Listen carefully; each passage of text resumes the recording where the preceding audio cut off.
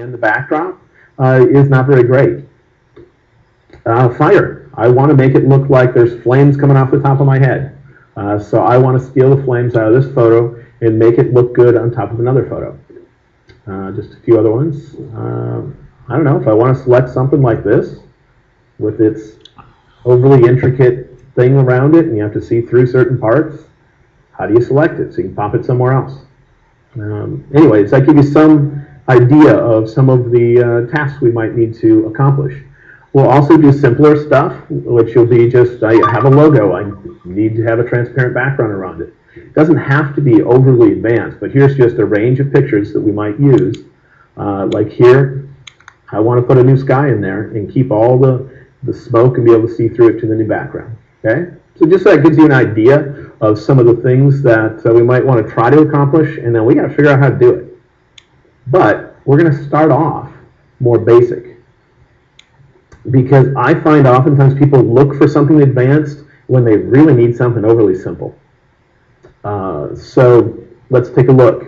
I'm going to start off with the basic selection tools and tell you tricks about it, how to make them much more useful. So we'll start with the most basic one I can think of, which is the marquee tool. The marquee tool, if I just zoom up on it here, if I click and hold on it, there's more than one version. We can either make rectangles, ovals, or a single pixel tall or single pixel wide selection. Seems pretty simple, but there's a lot more to it than just that. So when I go over here and I click and drag, I might need to make my selection. And let's say I need to select this little sign that says gas. By the way, this is the Teapot gas station. I'm trying to remember where the heck it was. It's either in, I think it's in Oregon or Washington. Wherever it is, if you Google the, I think it was the International Hop Museum, like hops is in what you make beer out of. It was real close to there. But let's say I need to make a selection. I'm going to make a basic one in a similar shape to this. Might not perfectly line up, but let's find out. I'll click in this corner here and I'll start to drag like this.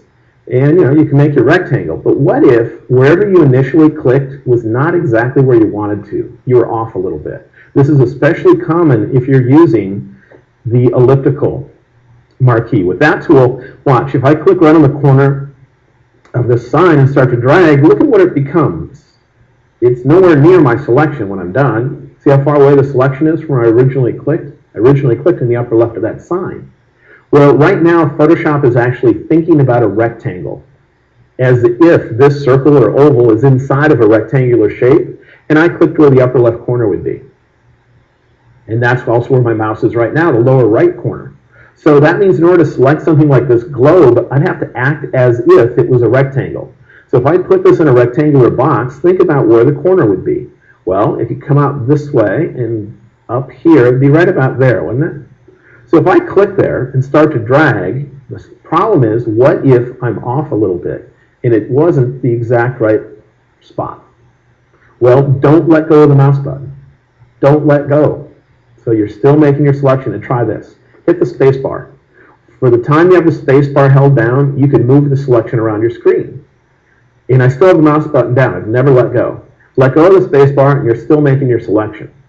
So why not get it to be approximately the right size? Hit the space bar and just reposition it. Get the top in the right spot, the left edge on the right spot. Let go of your space bar and continue resizing your selection. Now that particular globe there is not perfectly round, so I'm not going to be able to get this to a line right now.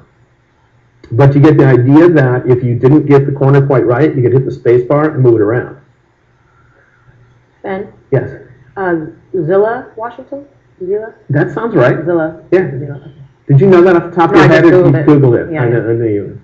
And I have a comment to make. This is a comment from MR Picasso, who asked if there's any possibility of you identifying when a CS6 feature is not possible in CS5, or when a CS6 only feature is used, can the alternative be mentioned? I'll try to remember that. The vast majority of what we use will be available in almost any newer version of Photoshop. Perfect. There might be a couple of tiny things that are only in CS6, and I'll try to remember to mention that. All right, thank you. What we're using right now would probably be in Photoshop like 2 or something. Anyway, so I got this. Well, the problem is sometimes when you're trying to select something like this, it's not going to be a perfect circle or oval. So check this out.